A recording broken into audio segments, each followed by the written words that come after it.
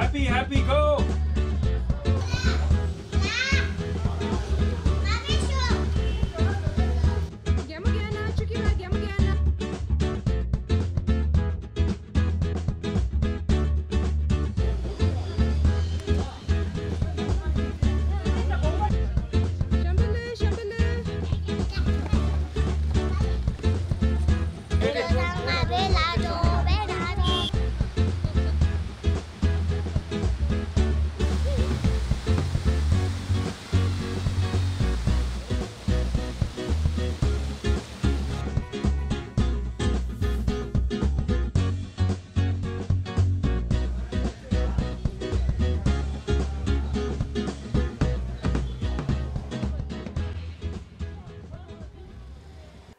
So our first day of the shoot in McLeodganj, we reached the day before, did a quick recce, tried to look for these locations and rooms.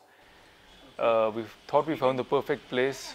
It was all done. We reached the next day for the shoot. I think call time was maybe 8 in the morning.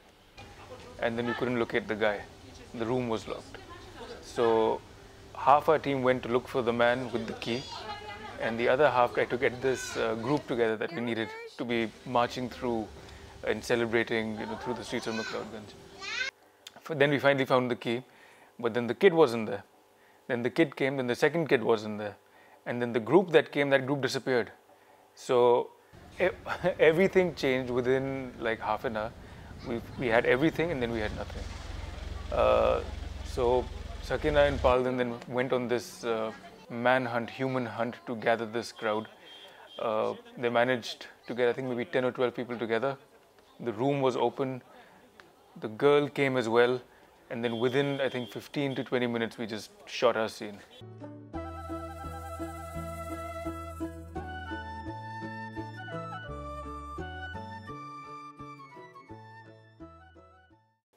So the thing about film is that it looks great in your head. You think of all these visuals, you think of all these amazing faces that will come, you'll shoot them, everything will go perfectly. But then when you reach, everything changes again. So what happened was we could not find our ideal location for our end shot. It was actually supposed to be this aerial shot, this big reveal of, different faces of Tibet coming together and forming this logo of 550 Vision. So that didn't happen. One was the location was not ideal at all. There was tourists involved there. There was a lot of garbage. We had to clean it up to fix our frame. And then the group that we wanted was very monk heavy, if that makes sense. So we wanted 50 people because of the 50 years. We ended up with, I think, 20 or 30, out of which more than half were monks. And that was completely not what the storyboard was. So we had to think on our toes. We changed it around. So on this very crucial day where we were filming the finale of our ad, when everything had gone wrong since the morning, including the nuns saying that they can't cross the river because they'd taken a vow.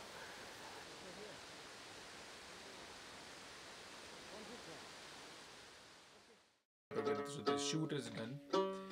Whichever way it got done, but it's done now. We have all the material and now it's up to the creative process and the post to put it together. And what will put the life and soul into it is the music. So here we're trying to catch that right mood.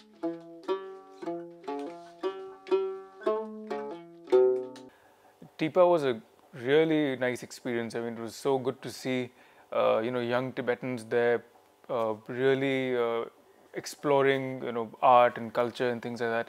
And Samtinji was great. So he came with his own ideas as well. And at that point, since everything had changed, I threw the ball in his court and said, we're thinking of this. It needs to be energetic, it needs to be fun, because there are kids involved. And then we want this sort of uplifted feeling where every Tibetan who sees it should feel proud, and even non-Tibetans should feel and hopefully get like some sort of goosebumps.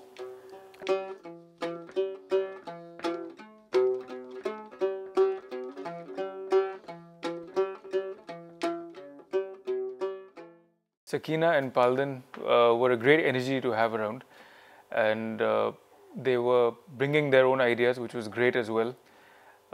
Didn't question the vision, the director's vision too much, but just enough to kind of for me to challenge myself and say, okay, need to change this, should I change it or not? And I think them coming down to Delhi is what really helped me refine the cut and get that fresh set of ears and eyes to come and look at it, because I'd been looking at it for too long. The music was like, earworm has happened, and I just can't, I wasn't being the best judge.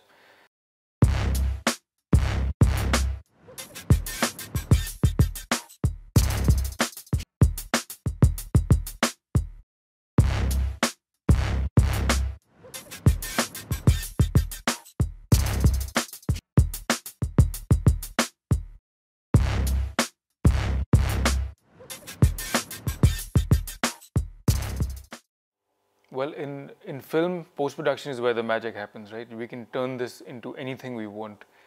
Of course, time and budget are two constraining factors. What we can't change is our delivery date.